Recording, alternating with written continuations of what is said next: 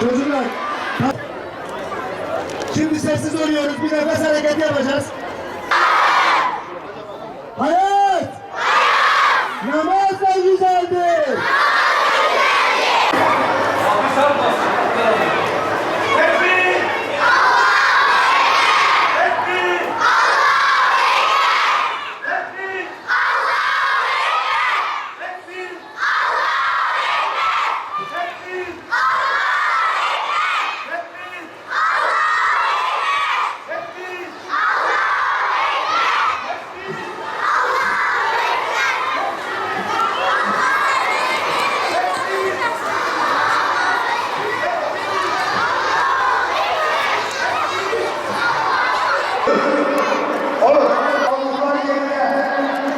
Herkes olduğu yerde kalsın.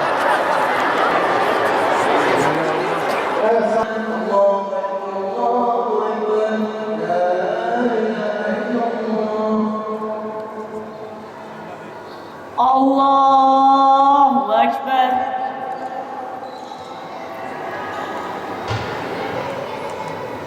Elhamdülillahi Rabbil alemin. Errahmanirrahim. Maliki yevmiddin.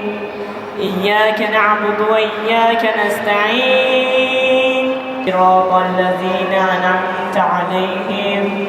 Gayril mağdûbi aleyhim veleddâllîn.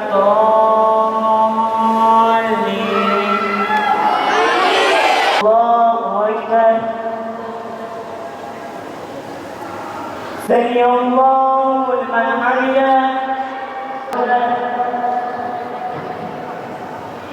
Semiyallahu limen hamidah. Allahu Ekber. Allah.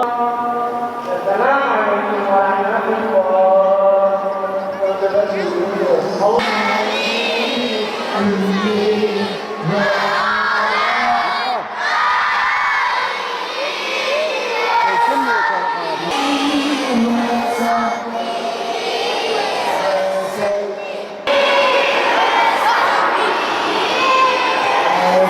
Gaziantep Peygamber sevdalıları olarak hayat namaz güzeldir diyerek startımızı verdik ve öğrencilerimize namaz eğitimini tamamlayarak onlara bir kapanış programı düzenledik.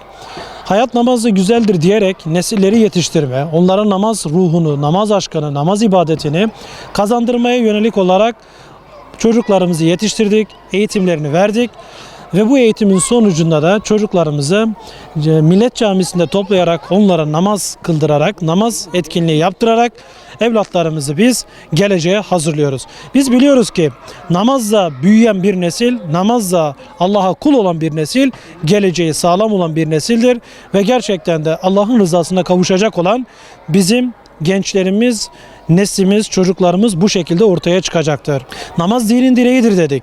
Gerçekten de namaz bu konuda bizlere dinin direği olma özelliği olarak hayatın temeline oturtabileceğimiz en güzel şey aslında çocukların üzerine namazı bina etmektir. Ve biz 1000 tane öğrenciyi bu şekilde eğitim aldık. Eğitim sonucunda bunlara biz namaz sertifikası vererek çocuklarımızı bu konuda bilinçlendirdik. Bu konuda bu alışkanlığı kazandırdık. Her yaz çocuklarımıza namaz eğitimini düzenli bir şekilde veriyoruz. Özellikle 6-10 yaş arası çocuklarımızı Kur'an-ı Kerim'i öğretiyoruz. Onlara namaz etkinliği, namaz surelerini, kısa sureleri öğretiyoruz. Amacımız, gayemiz namazı seven bir toplum oluşturmak. Hayat namazla güzeldir sloganıyla bugün şehrimizin en büyük camisi Millet Camisi'nde bine yakın öğrencimizle beraber çok güzel bir etkinlik yaptık. Onlara tekrardan öğrettiklerimizi uygulamalı bir şekilde öğrettik. İl müftü yardımcılarımız, birbirinden değerli STK temsilcilerimizin de katılımıyla devasa bir program oldu. Rabbimize hamdolsun. Tabii bu programın organizasyonunda 100'den fazla bayan hocamız, 100'den fazla erkek hocamızın katkılarıyla bu işi yaptık. Bu bir ekip işidir. Ama üzülerek şunu belirteyim. Bir araştırma yaptık. Çeşitli mülakatlar ve anketler yaptık. 1000 tane anne babadan bir tanesi çocuğunun namaz kılıp kılmadığını kontrol etmiyor. Ve bu bizi ciddi anlamda üzüyor. Buradan bütün anne babalara sesleniyorum. Diyoruz ki çocuklarımızı namaz kılmaya alıştıralım. Ey anne, ey baba, Hazreti Muhammed evlendirdiği kızı Fatıma ile Ali'sine 6 ay boyunca sabah namazına kaldırmış. Buradan babalara sesleniyorum. Ey babalar, günde bir kere de olsa cemaatle evde namaz kılalım. Hazreti Ömer diyor, insanın hanımına cemaatle namaz kıldırması şeytanın boynunu vurması gibidir. Günde bir vakit namazı cemaatle beraber ailemizle kılalım. Çocuklarımızı şehrimizin en büyük camilerine, millet camilerine götürelim, ulu camilere götürelim. İmkanı varsa Medine'ye, Mekke'ye, Kabe'ye götürelim. Camiyle, namazla bağlantılı bir toplum olalım. Ey anne baba, çocuğunun sigortalı olmasını, korunmasını istiyorsan, çocuğunun başına bir bela musibet gelmemesini istiyorsan onu namaza alıştır.